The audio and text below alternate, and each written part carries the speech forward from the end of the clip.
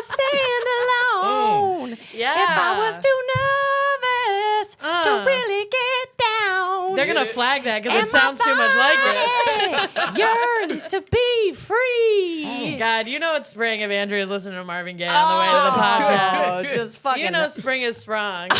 You know my fucking soul disco playlist is out. I'm hypomanic. I've had my third coffee of the day. Yeah, buzzing. I'm like, everything is everything, baby. Absolutely vibrating, dude. Welcome to Respectfully Podcast. My name is Lizzie Cassidy. And my name is Andrea Allen. Today, my friends, we have a hilarious comedian and director, dare I fucking say. Welcome to the podcast, Daddy. Sup, y'all? So good to have you. Thanks for coming. Thanks for having me. Yeah. I appreciate it. We got to acknowledge the name quick up top because, you know, you got Because it'd be crazy if you just called him that. Yeah.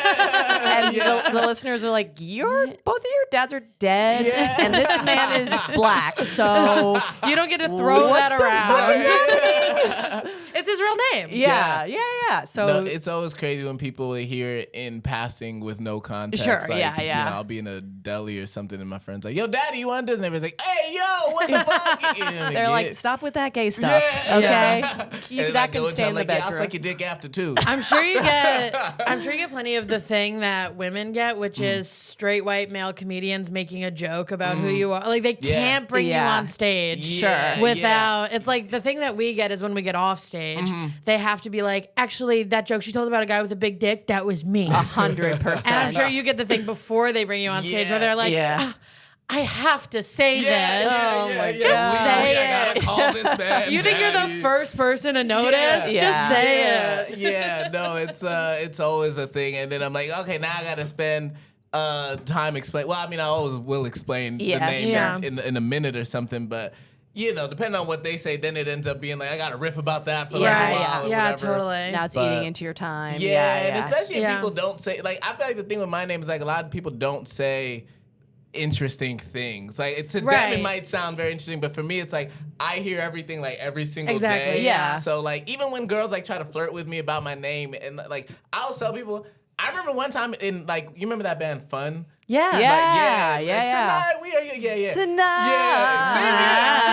I'm 36. And I think they were too at the time, by the way. That was a big time to be 36. Yeah, it was. But I remember I remember someone was like, they don't joke about the name of their band, like they don't like when people make puns about their band, like they'll walk out of interviews and stuff. What? Which I was like, that's stupid. That's like insane. I'll accept a joke. Yeah. But for me, it's like I hear, you know, I hear the same thing all the time. Sure. Like, so when people try to flirt with me about my name, I'm like, this is hack. Say something interesting. Like, I don't even want you to know my name. Father. Right, you know. Bravely. That's also so funny because like you didn't pick your name, but they were a band. They obviously it's so diva in a way that I actually respect, to be like, don't make fun of the name we picked. That's one word. I love it. One of my favorite things in general in all of media is somebody walking out of an interview and they're mic'd like through their shirt and they have to like unspool. There's a great moment. I saw a clip recently when someone was talking to Mark Maron about like, and they were baiting him. They're like, what was your craziest interview? And Mark Maron, like, on the Andy Cohen show. Like he's like, they're all different. And then he was like, you want me to bring up Gallagher? And it's like, yeah, of course you want to bring up Gallagher. So I don't know if you know, and dear listener, Gallagher is a comedian, big quotes, from the 80s. Entertainer, yes, who used to smash watermelons and on stage. And I don't really know what else he was up to, but that was pretty much his big thing. But then his brother stole his act, which is hilarious. Oh my God. And went by Gallagher too. That's crazy. So funny. But Mark Maron, like Gallagher didn't listen to Mark's podcast, and then he just was like, come to a hotel and do a podcast with me. And then he was like, Gallagher, what's with all this like weird hack racist shit you do? And Gallagher was like, what are you up to? Like, I'm being gotcha'd. And like, he leaves and Mark Maron said, Gallagher, no. And I'm like, that's fucking hilarious. That's awesome. Yeah. I love that. I love when people walk out of an interview. I think people should do it more. I don't want to be here. I've done it. Yeah, I've done it twice. I've wanted to do it. Yeah. The only times I've been in a situation where I was too young and new in comedy. Like, I didn't think that I was allowed to. Yeah. And I wish it would have been way cooler if I was like, I'm not fucking doing this. Yeah. You're not paying me to be here. Get the fuck out of my face. Yeah. You have 5 downloads. Exactly. This will probably work in your favor if I walk out. Yeah. You'd finally get a viral clip. Yeah. This wasn't even clip time when I walked out. I know. This was just audio. I know, we the wasted Stone Ages. Yeah. Now we respect ourselves enough to not go on those shows at all. I know. No, when I walked out, it was when Nanette came out, and like everyone could not stop talking about how Nanette wasn't comedy, and I was like, okay, but with the caucasity to not even watch it. So I would go on these bro podcasts, and they would be like, do you think this is fucking comedy? And I'd be like, did you watch it? And they'd be like, no, but. And I'd be like, we're having an argument about something you haven't seen? You made me take 3 trains to talk about something you haven't seen. I'm at Myrtle Wyckoff arguing with you about Nanette right now. I would rather eat a gun than do this. Yeah. Literally. And then it was like, we started talking about fucking Me Too and sexual assault. And I was like, they were like, oh, every woman has been sexually assaulted. And I was like, I have. Yeah. And I'm the only one in this room. And most women I know, and they're like, most women you know? Yeah. Like, what kind of women? And I was like, oh my God, you have red hair. Yeah. I am not taking this from you. I did one of those once. I was like an employee at a comedy club that shall not be named because it is now defunct and we have beef. But I was an employee there and they had like a house podcast and somebody bailed.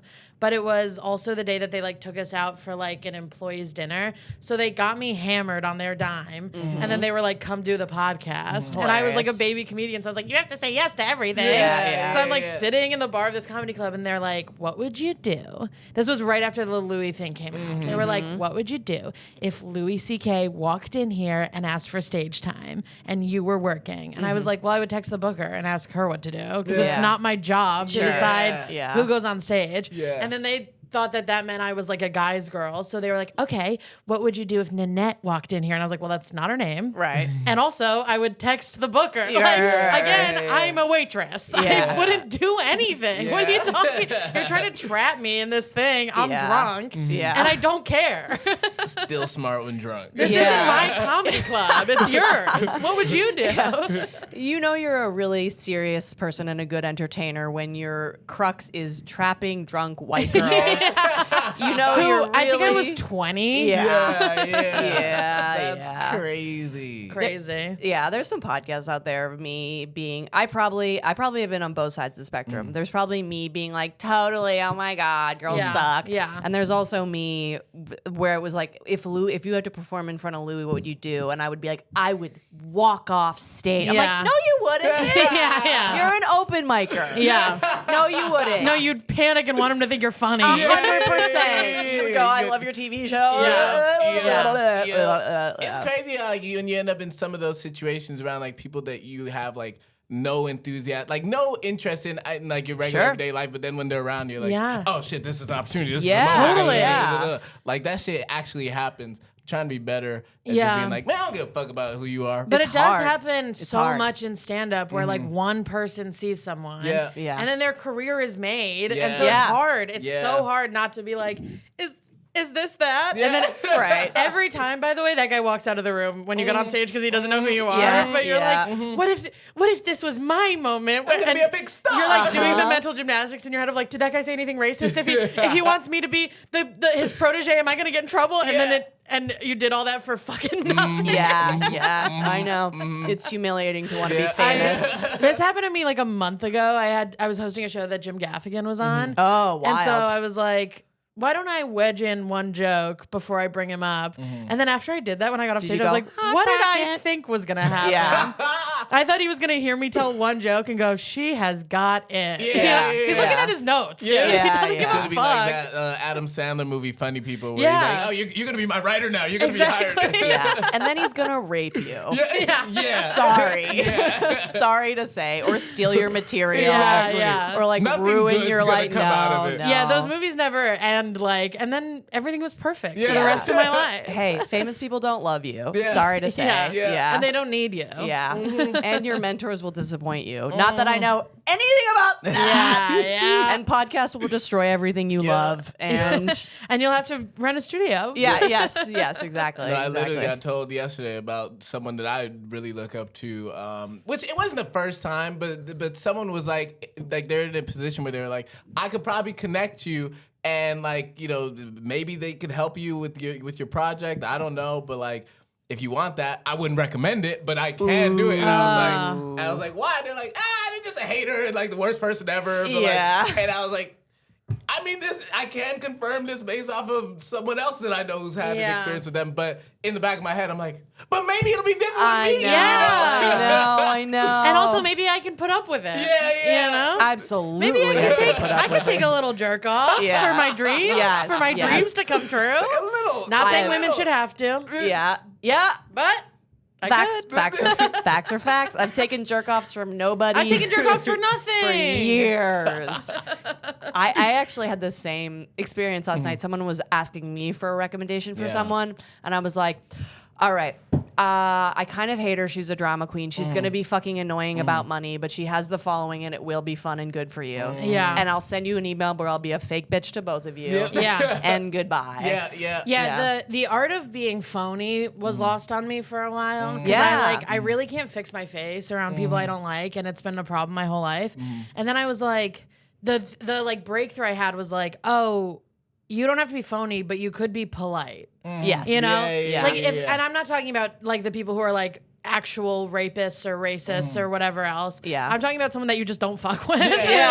Someone you just don't think is funny, who has more followers than you. I'm like, well, you could be polite to that person and maybe they'll have you on their podcast. Yeah. So I'm not asking for nothing, but I will be nice. So you're making a movie, or you wrote a movie, right? And then you're in the process of making it. So you're kind of like navigating this, because we were talking before about like a project like a movie requires help. Like stand-up doesn't. Stand-up kind of doesn't. Yeah. Like the actual, there's no barrier to entry to start doing stand-up. Unfortunately. Unfortunately, you don't even need a guitar. There should be a permit. You should have to at least buy your own microphone. You know what I mean? Well, then it becomes a class thing. Fuck. Yeah. But like, you know, you should $20. I don't know, something to incentivize you to not just get up there and like write a joke or something. Yeah, sure. But yeah, like for stand-up, the thing that attracted me to stand-up, because I was a theater person, was like I was always waiting for people to give me a role or give me a stage to direct something or something.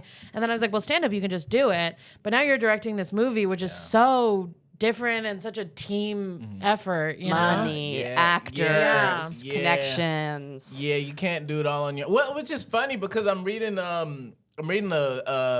book by this director Robert Rodriguez, who did like Spy Kids and like and Sin City and shit. Cool. And his career started because he made a movie for like $7,000. Sure. And he did it like all on his own in Mexico. Like he was the camera guy, the sound guy, the director, writer, editor, everything other than acting. Yeah. And so it's possible, but even he's like, I wouldn't recommend it. Don't make me that shit. Yeah. You can do it alone, but I've tried it, but I wouldn't recommend it. So your movie, I love the concept. You've written it, obviously. So just tell us a little bit about it, because I think it's such a funny marriage of like so many good things. Idea. Yeah. Thank you. Yeah, no, it's called A Nightmare on Malcolm X Boulevard, and it is a horror comedy. But it's fun.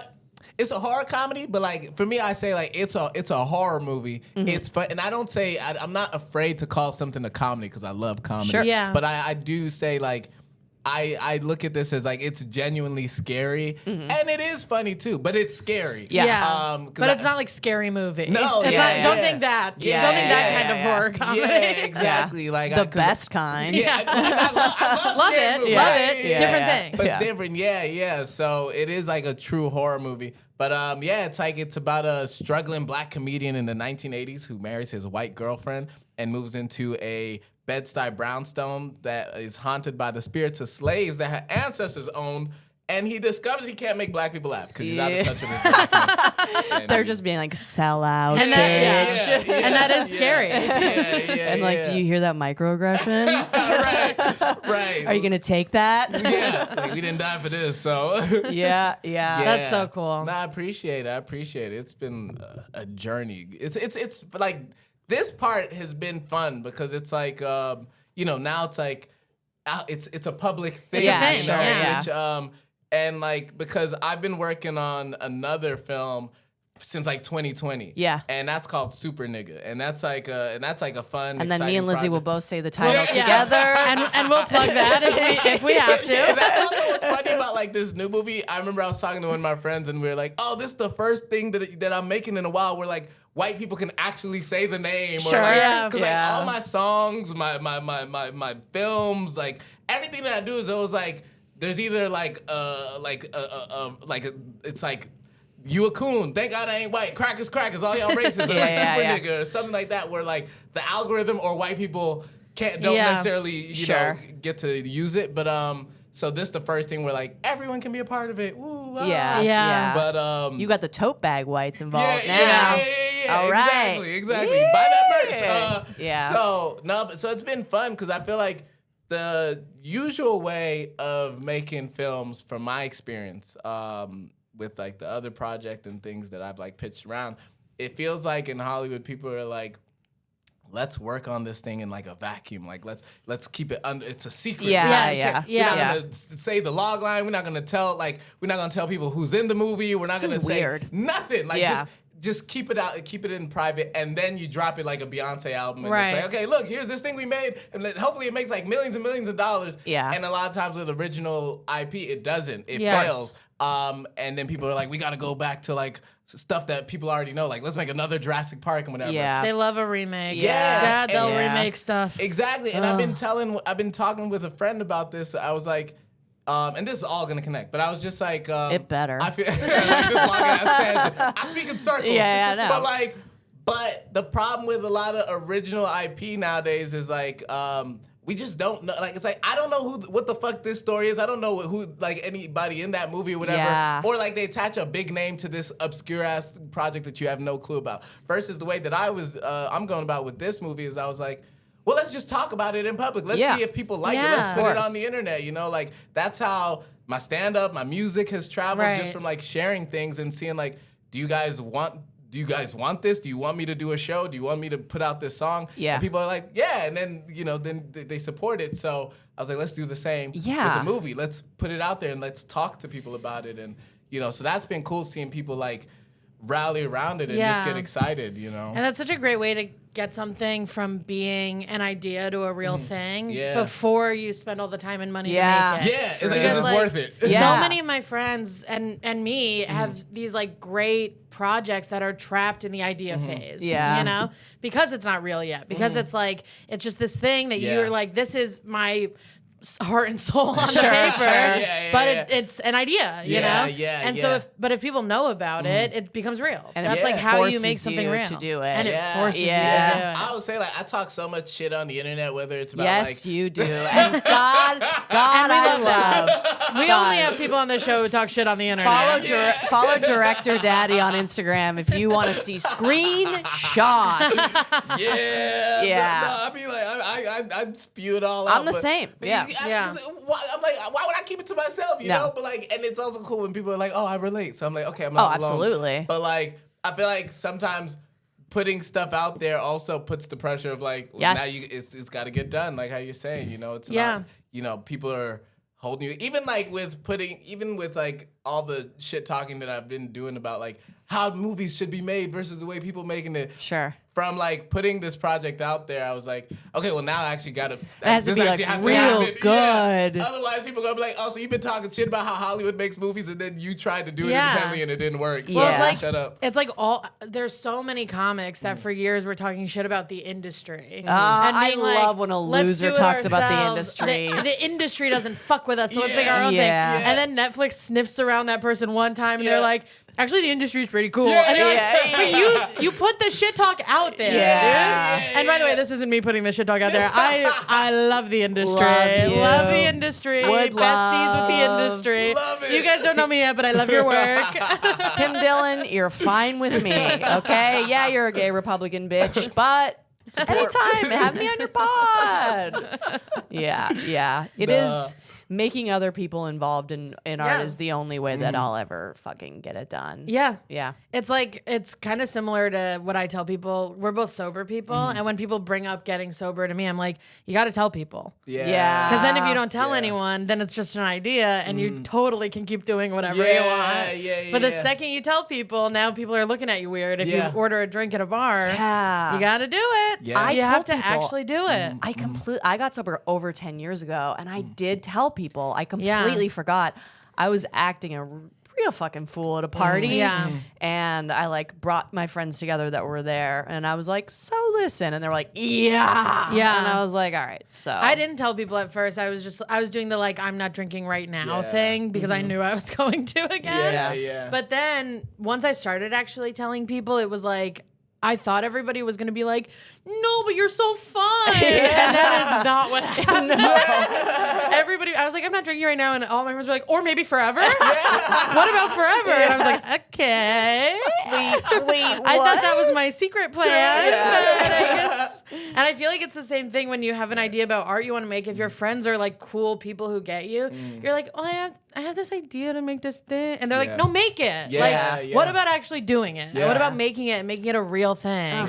And to get to do that with not just your friends, but with people who like don't know you but support you is such a great idea. Yeah, exactly. I mean, I don't know. I'm such a believer in just like, okay, if you want to do something, just put it out there and like start. Yeah. Because I didn't, I feel like people ask me about like things that opportunities that I've had, and they're like, how did you do this? And I'm like, I literally just started. I didn't know how it's gonna happen or how this would come together. It was just like go. I was talking to this guy recently. I met this guy who is very successful in his regular person job. He's a rich person. He was like Elon Musk. It was Elon Musk. I was at a coffee shop with my friend Elon Musk. I wish. You don't even have to have sex with him. I'll do that. that. A white supremacy baby with Elon Musk for a small settlement. I was having a eugenics baby that I will raise trans. But I was talking to this guy and he wants to do stand-up. And he put on this show. He like put all this money into putting on this show in a private space for like all of his rich friends, and he booked a bunch of comedians, me and some of my friends. Like he booked all of us on it, and it was like he wasn't doing anything wrong, but he was asking us about like how to start, and we were like, well, you did everything except start. Like you put together this whole production, which is great, and thanks for having us. But like now you have to get up there and talk into a microphone. Did he do stand up on the thing? And was it bad? I'm not gonna. He's a nice guy. It was his first time. Your first time is not gonna be the greatest. It was shit his ever. first time, and it was all his friends. Yeah, sure. Nightmare. Yeah. But he did it. Is the thing. And we were all like, yeah. That's it. You gotta do this every day. There's no secret. That's it. You just have to make it. You just have to do the thing, I mean, not hate, but like, but it does. I don't know. It does. When people are just like, how do you start? How do you get on stage? Like, but especially people who like are already actively doing stand up, but are asking like, okay, how do I move up? And blah, blah, enough blah. with that. I'm like, but just be good. Just kill. Be good. You know, like I even like at this stage, like I'm not far along in my career or anything, but I'm like I perform, I get put up and stuff. You learn, you try, you give a fuck. Yeah. You stick around, you keep going. Because if you know, I feel like you waste your life or whatever. Even you put all your eggs in this basket, and then you're like, every 6 months, you're like, am I going to be a waitress when I'm 40? Yeah. What if I get cancer or something? Yeah, but I don't know. I'm always like, I'm still, we have those periods where it's like, okay, you're probably not getting booked like that. Of course, it's up and down. And for me, it's like whenever that's not happening, I just ask myself like, okay, are you showing up? Are you like, are you hanging around at shows? Right. Are you killing? Are you like, have people been seeing you do well? Like, can you be better? Okay, because for me, that's all it is. It's like, okay, just keep getting better. Yeah. It's like you're not getting booked, but you're farting around and trying new stuff every time. Maybe be good. Yeah, exactly. Farting around is such a great description of what some people are. A lot of people are farting around and asking me how to get stage time. I'll tell you what. I'll tell you one thing to stop doing. Yeah. Well, you have this, I think, more than me, but like I recently got passed at a club. It took me honestly 5 years of emailing. It's a club that everyone wants to be in. It's a Comedy Cellar. Just kidding. I would be telling everyone all the time. You gotta make a post. Yeah. Go, no big deal, but you're also jealous of me now. No, I mean, but it took me 5 years of emailing. Yeah. I had like all of my friends recommend me. I just got ignored and ignored and ignored, and like that's fine. At the end of it, I was just like, I'm sending the email to this club again and expecting to hear nothing. But who cares? Yeah. I'm not like annoying them. I'm being respectful. The minute I got passed, like in my DMs, so like, what do you think I should do? I'm like, I don't fucking know. That's the other thing. Like when I got passed at the same comedy club, it was because I knew people and I just was asked to audition and I auditioned. And so many people were asking me how to get it. And the thing that I didn't realize, and I've gotten more things since that other people have asked about in the same way. And the thing that I didn't realize is I used to ask people that. Yeah. And they would tell me that they didn't know and I thought they were lying. And now I'm like, no, they don't. I don't know.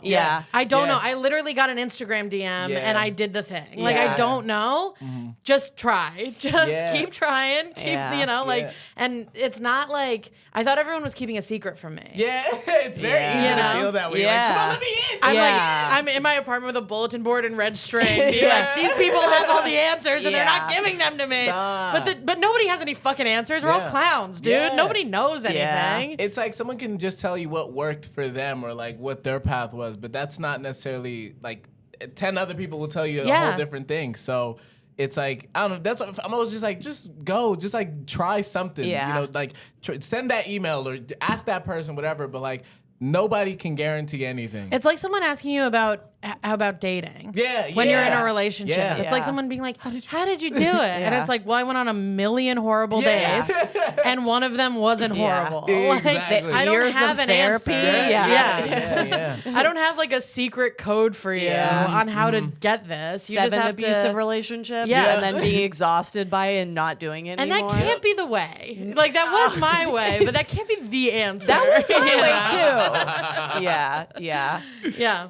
Are you in a relation? I'm not in a. I'm seeing somebody. That's fine. It's like at that point of like. Well, I mean, we're in. Yeah. Wait, how old are you? I'm 30. You're like I still got some juice to fuck around, so I'm gonna be real loosey goosey. I'm such a like I don't know. I love relationships and stuff. And I don't know. You seem that way to me. I feel like, and also I'm like I don't know. I'm a workaholic, so it's like the only thing I really want to do is like make my art and stuff. So I'm like, I don't have time. I don't hang out with friends like that, or So I'm like, I don't have time to fuck around and to be like totally serious. No, it's hard. When I was dating, I was like only dating one person at a time, even if we had only been on one date. And like, especially guys I was friends with would be like, why are you doing that? And I was like, I don't know, I'm busy. Sure. You want me to text 4 dudes all day? I'm exhausted. You want me to get how's your morning from my 42-year-old boyfriend and then other dudes too? Yeah. Can't do it. I will say like being in a serious relationship for like probably the first time ever, people like, again, guys will be like, do you ever miss being single? And I don't at all. It was hell. Yeah. But I do miss that of being like, yeah, I'm seeing someone. Yeah. That I love. Mysterious. Being in that like, yeah, I don't know, you have a crush on I had dinner with a friend of mine last night who like has a crush on someone who has a crush on her. Oh, fun. And That's I a was great like, place. that's what I miss. Drugs. Because you guys will, you'll You be miss in a drugs. relationship. Yeah, You're yeah. like, you're effectively not single. Yeah, If you yeah, have yeah. a mutual huge crush Yeah. on each other. Yeah. So it's not being single, but it's like that. Ooh. Oh, every day being like, what are they going to text me? And then That's you, fun. And you send a risky text, and then they send one back, and you're like, "Ooh, you Yeah. like me." You're having dinner with all your girlfriends and you're like, should I hit send? Yeah, Oh my yeah, God. Now I'm just firing off whatever. yeah. Oh my God. I this is so embarrassing. I had to call my boyfriend and I moved in together a month ago. So we're like, and this is the first person I've ever lived with. It's the first person he's ever lived with. So we're discovering what happens when you live with your significant other. And there are things that are like, you would never have to deal with if you didn't. And last night he was out with his friends and I had to call him and be like, and I called you, but I had to call him and be like, I just got home and the toilet isn't flushing. Yeah. And like, I think you need to come home. Because I didn't clog it. Yeah, I yeah. got home and it was like this. Yeah. And I love you, but this You isn't and your me. big dumps.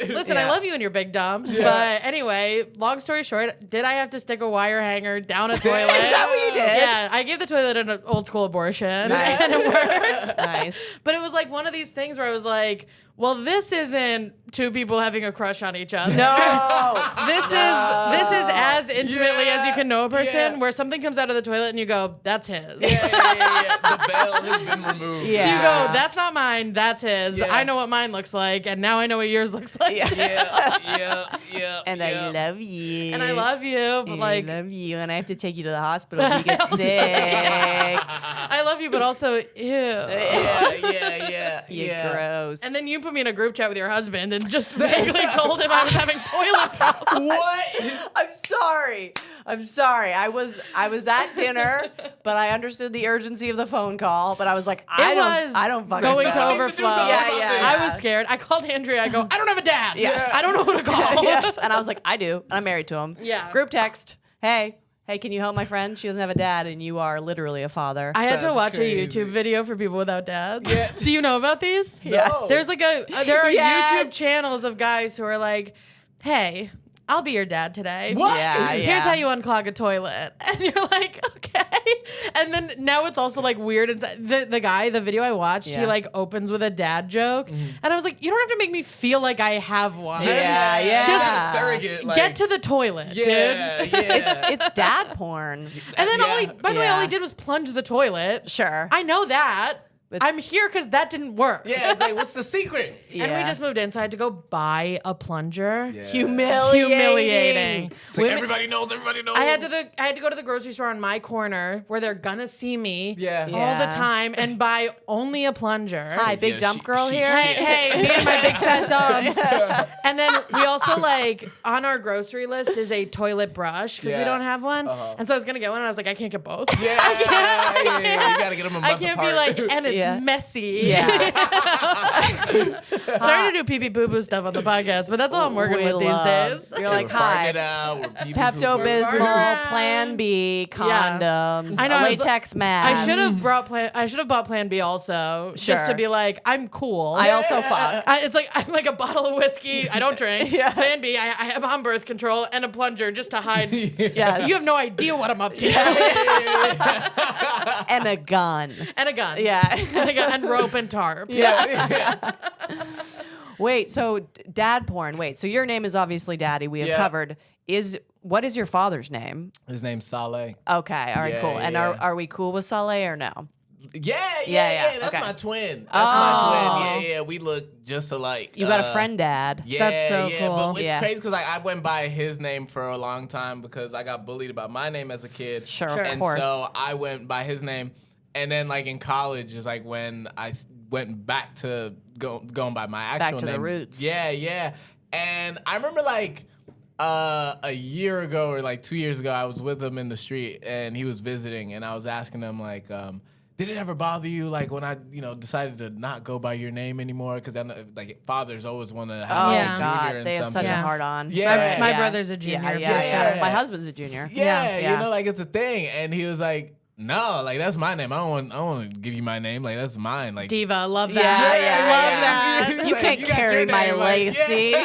That's so funny. That's if I had a kid, I'd be like, you can't have my name. Yeah. I'm a star. I already did everything for you. You can't just waltz into the world with my name. You ruined my body.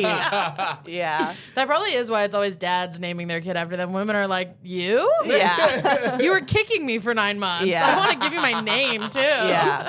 You just take and take and take. God, being a mother must suck. I know. No, never be thank me. you. Yeah, you'll never. This is a table of people who will never be mothers. Yeah. For varying Welcome to the different club. reasons. And one who was a cool dad, and two whose dads are dead as hell. I had a cool dad, but he is famously dead. Yeah, I had a not cool dad. And now I gotta go on YouTube when my toilet's clogged. Oh my! And by the way, I called my boyfriend screaming because I'm like, when I get anxious. Yeah. Remember that video that just came out of? We talked about it on the last episode, but that video of Doechii at the Met Gala, and everybody was like, she's being a bitch to her assistant. The I was like, umbrellas and I stuff. was like, she's having a panic attack because that's Yeah. how I talk when my toilet's overflowing. Yeah. So I called my boyfriend screaming at him in front of all of his friends, and he sent me basically a BuzzFeed article that was like 10 things to do in your toilet. I was like, I will kill you with my hands and feet. I hate you right now. And then you called me, and I was like, I'm at dinner. I'll text my husband. Yeah. I was like, everybody's offloading me. This is when you need a dad. I just didn't know what to do. I was like, did you pull the ball? That's all I know, got. and all I knew was pull the ball, and I was like, Yeah. I need one person who has another idea. Yeah, and I got a guy with 2 balls who does know what to do. And that's what you need. Hey. And he is a father. He is a father. To a person my age. Yeah, we don't need to talk about the fact that my husband's son is dangerously age. close to my age and Lizzie's age. It was so funny when I met him. It's so weird to be like, I'm your dad's friend. I know. And I'm a grade older than you. Your friend. Yeah. And I was a senior when you were a junior. Yeah. I told our one of our most inappropriate friends, because Dan's son, Dan, also, little Dan, Another junior. came. A third. Junior. Dan the third. What are you, white trash royalty? Dan is such a funny name to be the third. I know, right? Dan the third. Yeah. It's got to be something. It's not like Franklin. Bartholomew. Yeah. Just Dan, some guy. Just fucking Dan. Dan 3. Yeah. But to our most obnoxious friend, I was like, you can't tell the youngin that I have OnlyFans. You have one fucking job. Yeah. Do not tell him that I have fucking OnlyFans. And then later he was like, oh, you had to tell me that. I was like, yeah. And he was like, all right, yeah, probably. Yeah. Probably. All yeah. of our friends are people who we need to like occasionally crate like a foster dog. Yeah. And be like, you're not allowed to pee on the rug when company is coming. Put a blanket over them so they take a nap. You have one fucking job. Yeah. I'm having a party soon where it's gonna be the first time that my boyfriend's friends and my friends meet. And I'm like, everybody be fucking normal for 2 hours. Yeah. After 2 hours, they'll be a little drunk. You can be yourself. But for 2 hours, if you could keep a fucking lid on it so that these people don't think I'm a huge freak. And I'm sorry in advance it's for not gonna whatever I'm happen. gonna fucking Yeah. say. Yeah. They're gonna walk in and all my friends are gonna be topless. Yeah. Some shit's going Free down. Palestine. What do you think about that? From the river to the sea, past the fucking tapas. And that part they'll be cool, but they'll be like, "Why are your boobs out?" Yeah. And I'll be like, I paid for them, so Yeah. look at them. Yeah. Sue So me. this is Respectfully Podcast, and we Yeah. do like to ask our guest for a gripe, a hot take, something like that. So I'm curious to know if you got anything in the tank for us. Yeah, I feel like I feel like people are always saying like Hollywood needs to make more black movies, and I'm like, Hollywood shouldn't make any black movies. Like I don't want. I don't Yeah. think. I don't think like it's like there was that one movie, the magical Negro society, the Society of Magical Negroes and stuff. Oh, And that I'm was like, a real movie? Yes. Yeah. Wow. Wow. I was thinking that, Yeah, and yeah. every black person was like, "What the fuck is this?" Right. Just off of the name, and then it came out and it did trash and stuff. Sure. And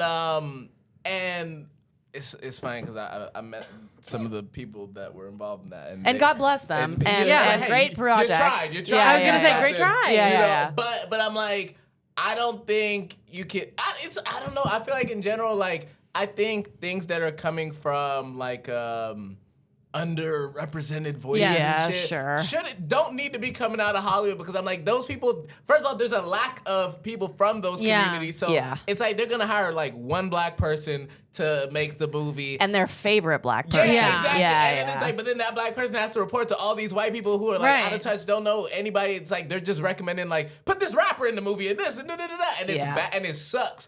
And I'm like, you don't get a movie like Sinners or some shit from like the industry. I'm like, Ryan Coogler is in a position where he built his career up to the point where his first original movie doesn't have to have the input of any industry, any Hollywood people. He's just like, all right, here's the script. Who wants to give me the money for it? And let's get Michael B. Jordan in there as a double. Hot.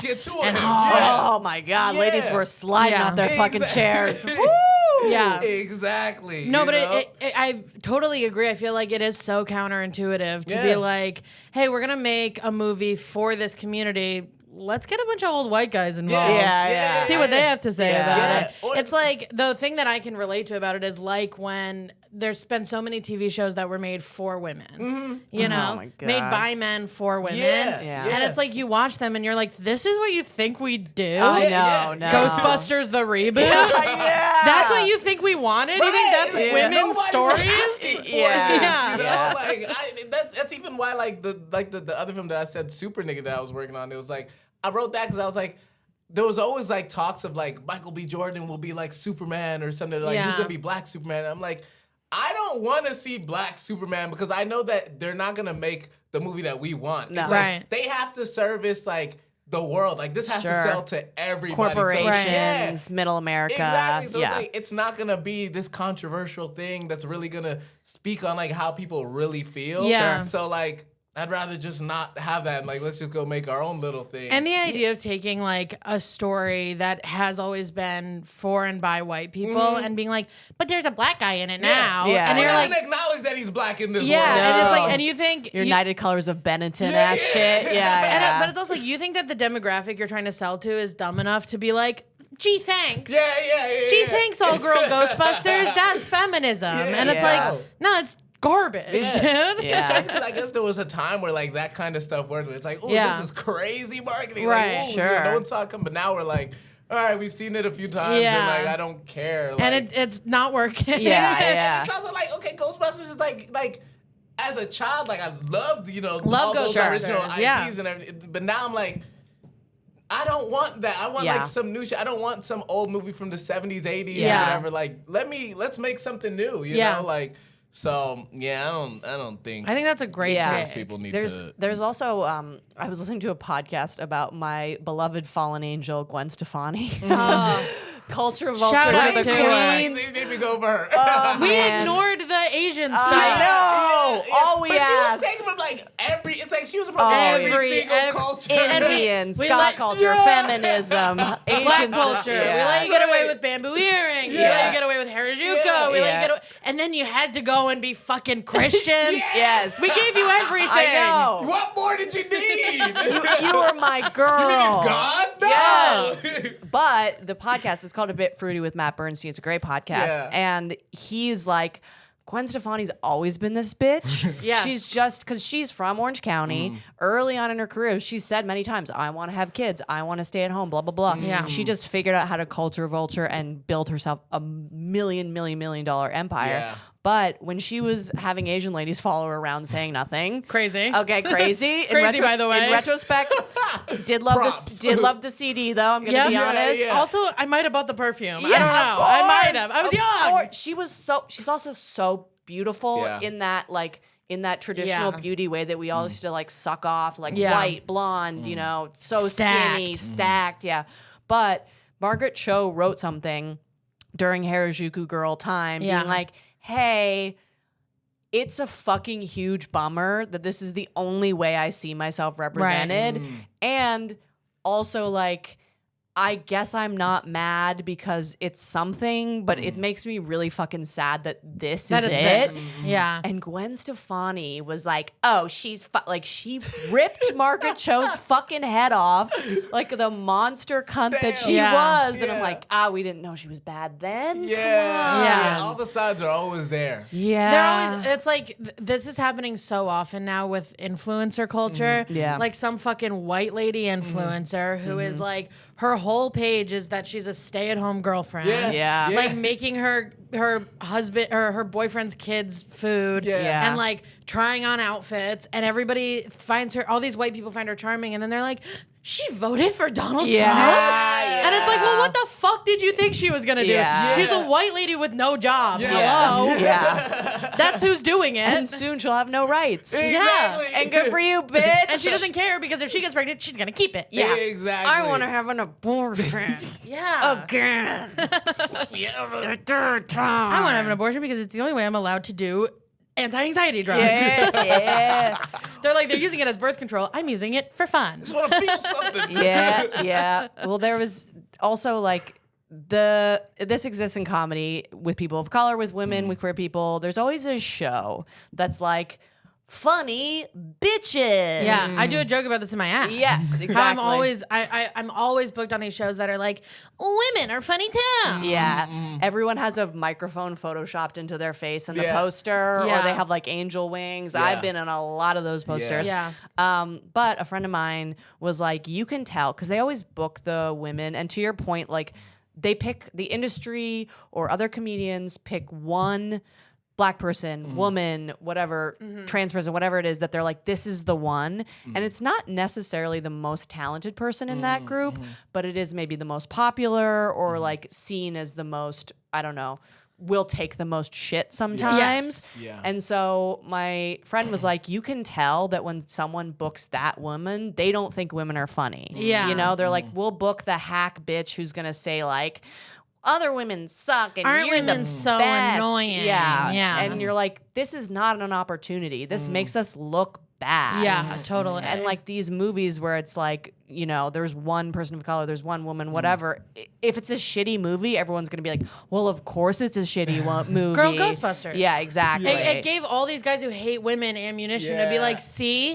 We can't make movies about women. And it's like, well, that's a movie about ghosts. With women in it. Sure. That's not really a movie about women. That's a movie about Slimer. Exactly. Oh, we should make that. Slimer, we should I barely know. We should make, hey, there it is. Hey. We should make, if they're only doing remakes, which feels like they are, we should make the Slimer perspective. Yeah. It's actually really hard to be Slimer. Touch things. Ghostbusters are cops, dude. He's just doing his best. Dude, Ghostbusters are cops. ACAB, including Ghostbusters. Yeah. They're ice. The ghosts were here first. True, they were. The ghosts were here. You came along. Took them from their homes. Send them to fucking CCOT. Oh my God. Yeah. No, it's true. I have a friend who's makes movies, and he got a movie made with BET, and even like BET, you would think that they would like welcome Black perspectives, obviously, and be like, do what you want, you know, to make this movie what you want. And they were like, what if this guy dies? And it's like, does every movie with a Black person in it have to have them die or get into some weird slavery shit or this like trauma porn where white people can go and be like, God, I'm making a difference by supporting this movie that's bumming everyone the fuck out. Yeah, making whatever person you're trying to appeal to, turning their story into a tragedy is such a like popular trope of every fucking fat girl movie ever where the movie is about her being a fat girl and there's a scene where she gets sad, so she's like shoving cookies. She's like she's eating ice cream she's like eating ice cream with a ladle and she's like why doesn't anyone accept me for my body? And it's like, do you think that's what fat people are up to? Yes. You think they're at home being like, I just don't get my camera's way? It's like, I don't think that's the real story here. Like I don't know. I feel like it's like, I remember like for me when I went to film school, and like I feel like people would always be like, like they'd hear my background as like an immigrant and everything. Like you've lived here, you moved to Ireland, you moved to like, you lived in like, moved from Ireland to like a black neighborhood in America, like lower income black neighborhood and stuff. Like write a story about that, like being black in Ireland or like moving from Ireland to the hood and stuff. And I'm always like, that's just life for me. Like I want to make like some fun, dope, like exciting movie and shit. Like everything doesn't have to be like what you say, like a fish out of water story. Yeah, it doesn't have to be like this trauma thing, this sad thing. Like that's not you don't just sit around all day, whether it's like as a fat person, as a black person, as whatever, like, oh, my life is so hard. Yeah. Especially like to your point about your story, it's like, well, during that time you were a kid. Yeah. You weren't being like, oh God, I'm so different from you're a kid. You know? Like kids aren't like, I can't wait to make this a movie one day about how nobody gets me. It's like, no, you're just being when you're a preteen, you do. Hello. Yeah. And I sure did. Yeah. God, being a preteen, listening to your iPad staring or your iPod staring out the window in the backseat of your parents' car, like one day this will be my story. There's nothing more cringe. This is the scene. Your story is that you had to go to school when you had a headache? Yes. Have you considered working anything with Lucky Charms into your movie as a person with an Irish background? Spitballing. We got some ideas. We got a magical black leprechaun and shit. Have you seen The Leprechaun? No. Dude, have you seen The Leprechaun? Oh my. The Leprechaun? The Leprechaun. Okay, I've so there's heard about a this. series of horror movies. It's The Leprechaun, and one of them, he's like a tiny. It's exactly what you think. It's a tiny little leprechaun. It is Leprechaun in the Hood. But the Leprechaun is like the franchise. Leprechaun in the Hood is the funniest, most tone-deaf fucking bullshit. And AI could never, by the way. Never. That shit that AI just can't. AI could never, by the way. Yes. I also have noticed, like, I've been getting into horror for the past few years. I watched The Exorcist too early when I was young. I had a panic attack. I was like, I can't handle horror. I'm a pussy bitch. That happened to me with It. Oh, yeah. And I was still the age where clowns were around. Yeah. You know? I was downloading like every horror movie off like LimeWire when I was like Oh a my child. God, And my LimeWire. dad thought I was like possessed or something. Sure. I was like, nah, this is fire. He's like, it's not porn, so Right? that's probably good. Yeah. But I'm worried he's going to be God. yes. He's already taken my name. He can't take my name and be goth. Come on. I'm a cool man. I can't have a gay son. Again, sorry to put your dad as a homophobe, but that's the scene we're painting. That's all good. But I just recently started watching. Life is such a horror now that horror has become like an escape almost. yeah. But I like caught up on horror and like Hellraiser, a lot of the campy 80s horror. And I'm like, this is all counterculture stuff. Yeah. Just like being packaged to people differently. Yeah. You don't think fucking Hellraiser was like choking himself out where he jerked off? The man Yeah. had pins in his head. Hello. He was a freaky bitch. Yeah. And I was like, oh, this is also super gay. Yeah. Like, I love horror for hiding things in it. Yeah, and I think it's like a good genre for that. The movie, Night of the Living Dead, which Yes. is like first zombie movie. Yeah. Or traditional zombie movie, like one of the main characters, the hero at the end of the day is a black guy, and like, and I think it's like there was like civil rights like shit happening at the time, so like they're like. They've never really confirmed whether that was intentional for like the black guy to be the hero or like saving the white woman at the end of the day. But there's been arguments that like they knew what they were doing. Yes, this was like a political message or statement. Of course and, it was. like in the 60s, like Yeah. Because already like people just seeing a black guy on the poster or whatever are gonna be judging and having that conversation. So there's no way you didn't think like No. People love to do that with, and my experience with the most is with comedy, because like we're at a point now where we know the people who are making comedy that regular people are consuming. Yeah, you know, like yeah. we know that they're talented, Theo we know that they're Von. smart. People love No, but Theo I Von.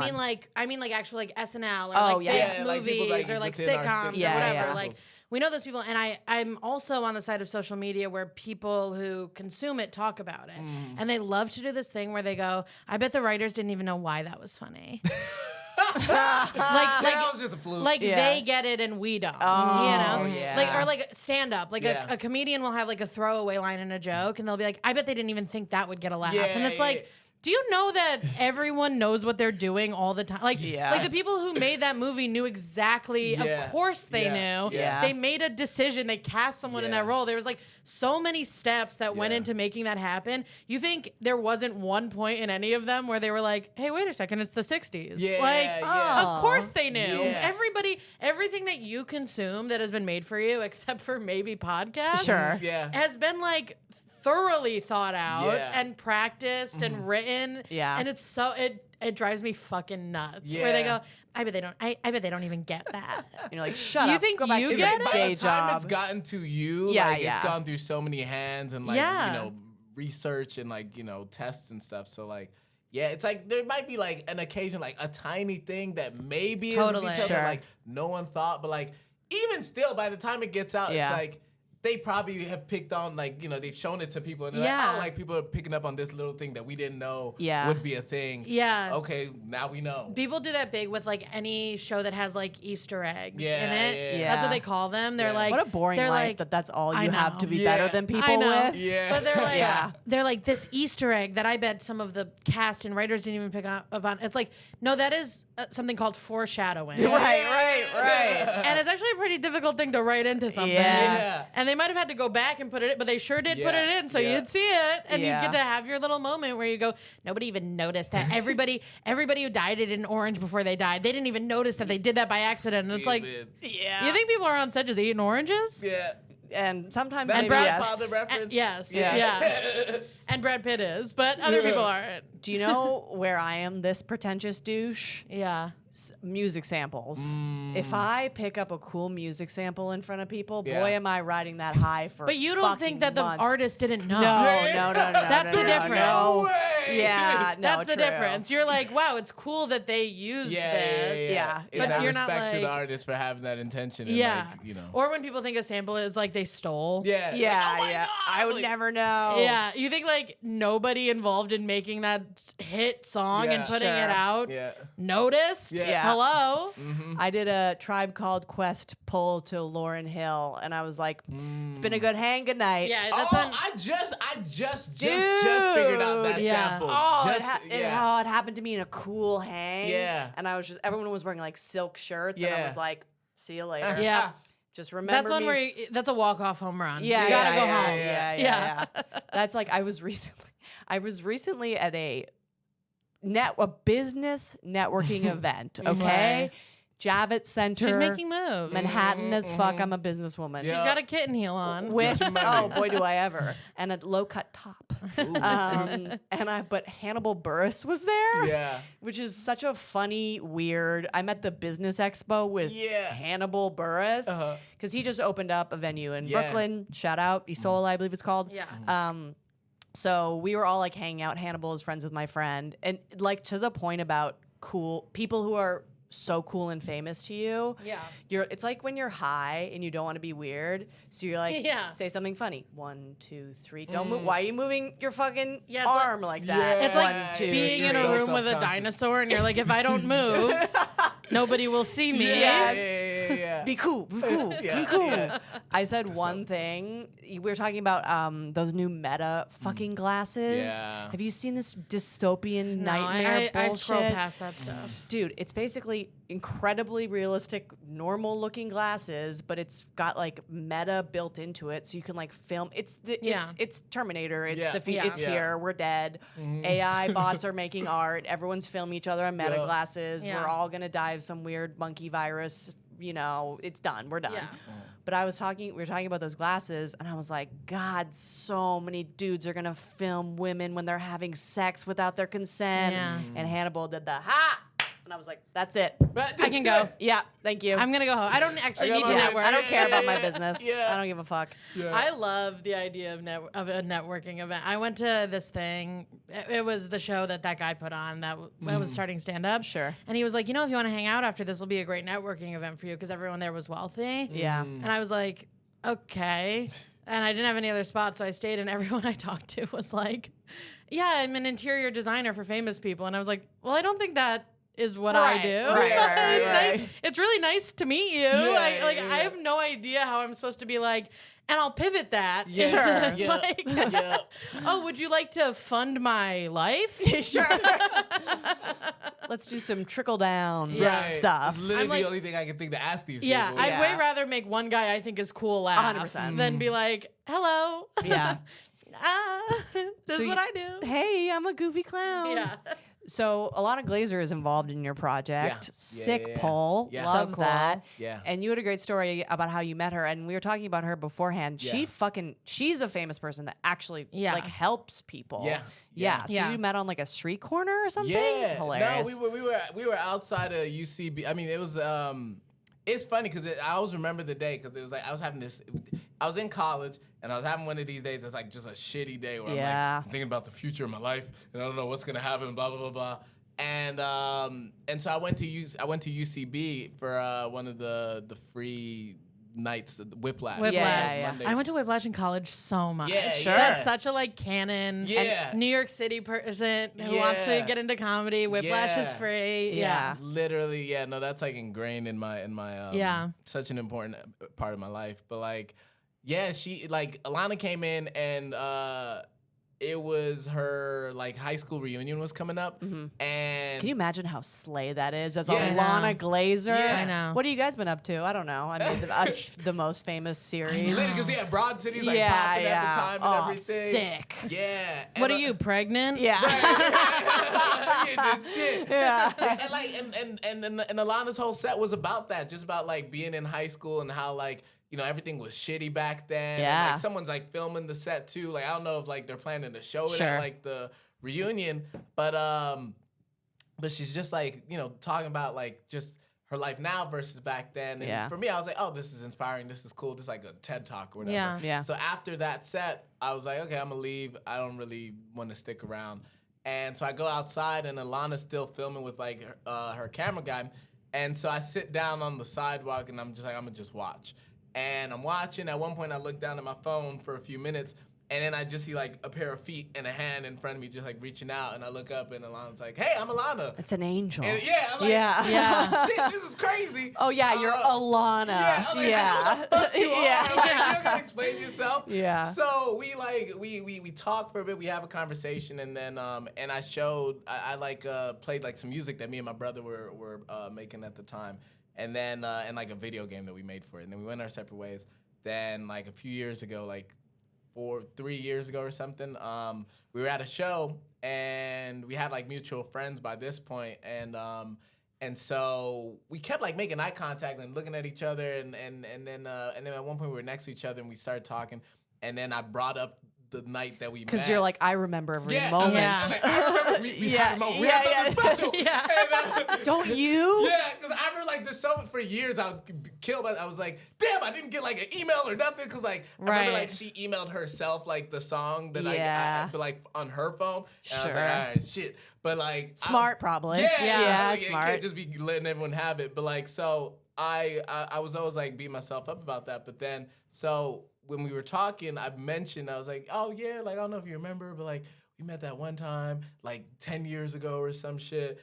And then Alana, like I'm giving details and Alana's like, oh yeah, and then you had that song and this and the game and blah blah. And I knew we were supposed to meet and we exchanged information. Kismet. See, this is the That's TV so show cool. moment. Yeah. It's like things that could have been planned, but like and then like. There was some of the actors from like the short that I did for my other film, for that Super Nigga film. I made a short for that.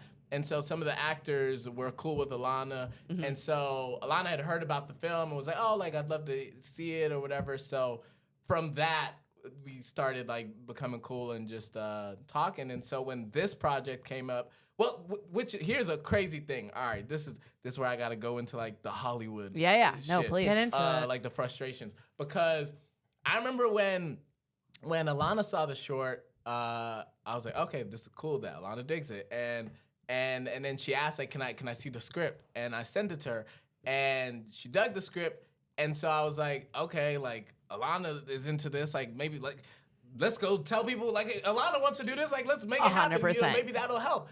And there was some people who were like, well, Alana's like not like it's not like a superstar Oh, or whatever. It's not the shut biggest the name in the fuck up. world. Like, I don't know if it's too early to bring Alana in and blah, blah. And I was just like, are you stupid? Like, to you, this probably means nothing. But to me, this is a hero. This is like, I know so many people that would be excited about someone like this. So, that didn't end up happening. But then when I started working on when I started working on the new film, that was like one of the first people I was like, okay, I love Alana as a person. It's a name, but let me just see if they'd be interested. And so I sent it, and from there it was like, yeah, fuck yeah, I'm down. Like I love this, whatever you want to do.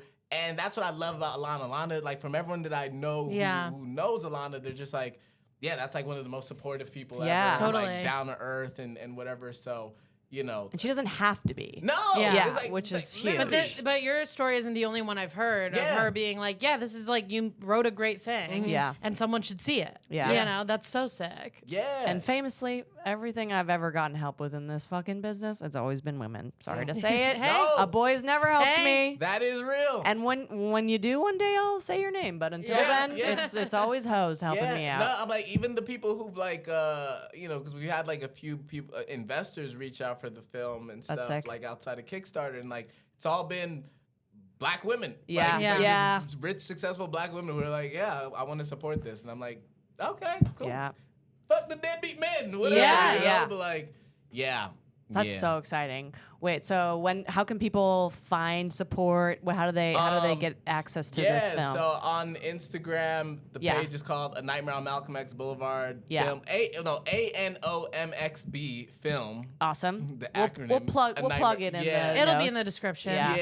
No, follow that page. And that's been fun seeing it grow. Like, it's really popping off. And then on Kickstarter, it's just A Nightmare on Malcolm X Boulevard. That's where you can donate until Juneteenth. Come on. Be a patron of the arts. Yes. I tell people like literally even $1 makes a difference, because it's like I've had like every time I post about the film and stuff, like there's videos that get like 100,000 views and stuff, and I'm like, if literally all donated $1, that would be the getting funding anyone right there. to do anything And is also, so annoying. if you donate, now you get to have the cool thing you say at a party full of cool people. When the movie comes out and is huge, you get to be like, I actually knew about this. Sure. And I donated, and I'm part of it. And that's sick. And that's check so out cool. this sample, by the way, that I've been holding in my pocket to be the coolest bitch out there. Yeah, if you come from our podcast, donate to the Kickstarter, and then message us, we'll send you a cool thing to say at a party. Oh, yeah.